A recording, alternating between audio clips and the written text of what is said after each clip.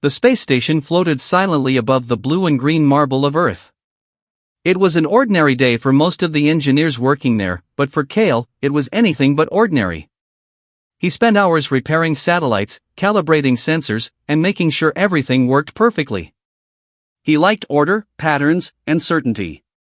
Little did he know that his life was about to change forever. A sudden alarm blared across the station. Lights flashed red, and a voice echoed through the corridors. Unknown object approaching. Unknown object approaching. Cale frowned. He had seen hundreds of satellites, probes, and even small alien debris during his years on the station, but nothing like this. Outside the viewport, he saw a massive silhouette slowly moving through the stars. Its size was beyond imagination, larger than anything Earth had ever built. Its hull was damaged, sparks flying in space, and smoke drifting from multiple sections. The station's communication system crackled. "This is Captain Rylan. Identify yourself." There was no reply, only silence. Then, a strange, melodic hum resonated through the station, almost vibrating inside Cale's chest.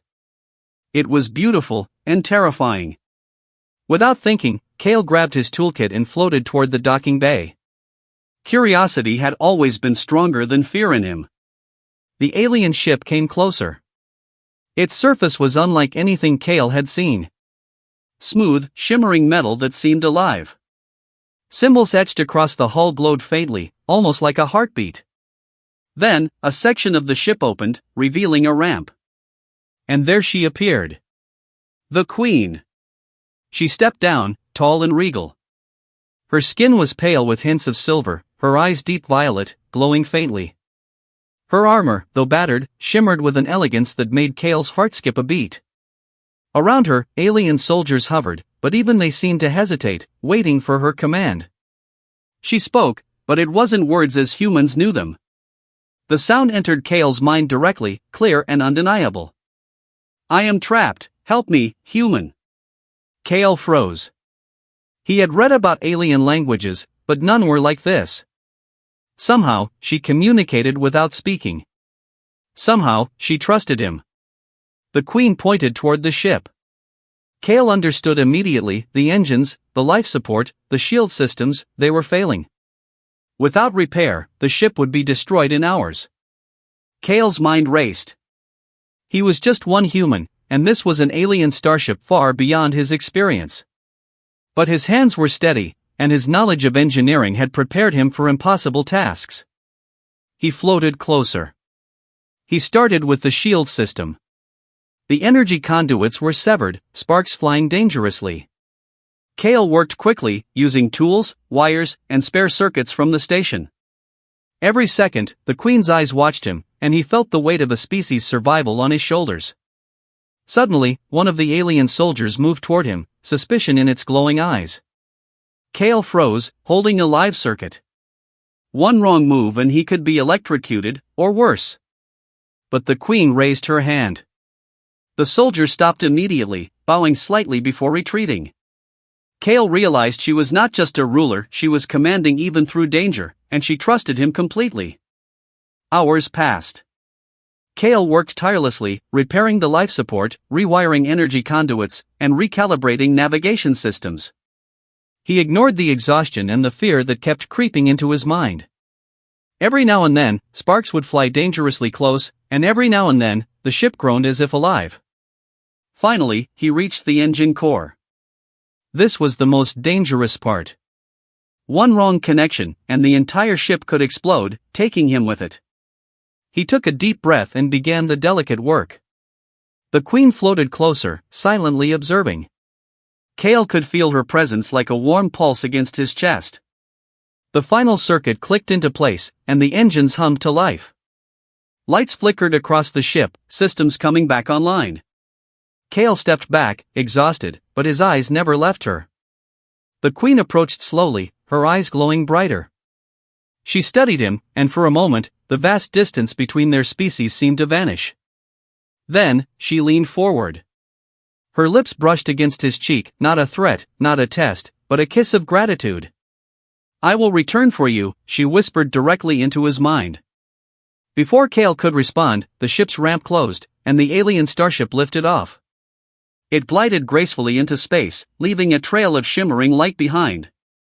Kale floated in the docking bay, heart pounding, hands trembling, staring after the disappearing ship. The station erupted in commotion. Captain Rylan and other engineers crowded around him, asking questions, shouting warnings, and praising his bravery. But Kale barely heard them. He was thinking of her, the Queen, the ship, and her promise. The stars outside seemed different now. Larger, more mysterious, full of possibilities and dangers Kale had never imagined. And somewhere out there, the Queen had seen him, trusted him, and promised to return. Kale knew his life had changed forever. He had crossed a line that no human had ever crossed before. And deep down, he felt both fear and excitement. Something epic was beginning, and Earth was about to become part of a story much bigger than anyone could imagine. The stars twinkled silently, holding secrets and promises. And Kale waited. The space station was unusually quiet the day after the Queen's departure. The alarms were gone, the lights returned to normal, but Kale felt nothing was the same. The stars, once familiar and distant, now seemed alive, watching him. Every hum of the station's machinery reminded him of her words, "I will return for you." Human authorities wanted answers. Captain Rylan paced the control room, papers and holoscreens scattered around him. "Explain exactly what happened," Rylan demanded, eyes sharp. An alien queen appeared, your hands fixed her ship, and she kissed you? Kale, this is unprecedented. Kale tried to keep calm. I just did what I had to do. Her ship would have exploded otherwise. I didn't know. I didn't expect her to. Save her species? Rylan interrupted. Do you realize what you've done? You've just interacted with beings far beyond our understanding. They could be a threat or worse, an army. Kale felt a chill. He had never thought about it that way. In his mind, the Queen was an extraordinary being, not a threat. But now he had to consider Earth's perspective. Humanity might not be ready for her, or for what she represented. Days passed. Kale returned to his routine, but things were different. Signals from deep space began appearing on the station's sensors. They were faint, almost like whispers in the dark. At first, Kale thought they were glitches, but the patterns were too deliberate, too complex to be random. He studied them late at night, alone in the lab. The signals pulsed rhythmically, almost like a heartbeat. And then he realized they were tracing him. A sudden alert flashed on his console. A small alien drone had breached Earth's orbit, scanning satellites and data networks. Kale's heart skipped a beat. The Queen wasn't just gone, she was watching. The news spread quickly. Humanity was buzzing with fear. Experts speculated about alien fleets, invasions, and espionage. Kale stayed silent, knowing that no one would understand what he had experienced. He alone knew that the Queen's intentions were not hostile, yet he couldn't convince anyone of that. One night, Kale floated outside the station's viewport, staring at the endless stars.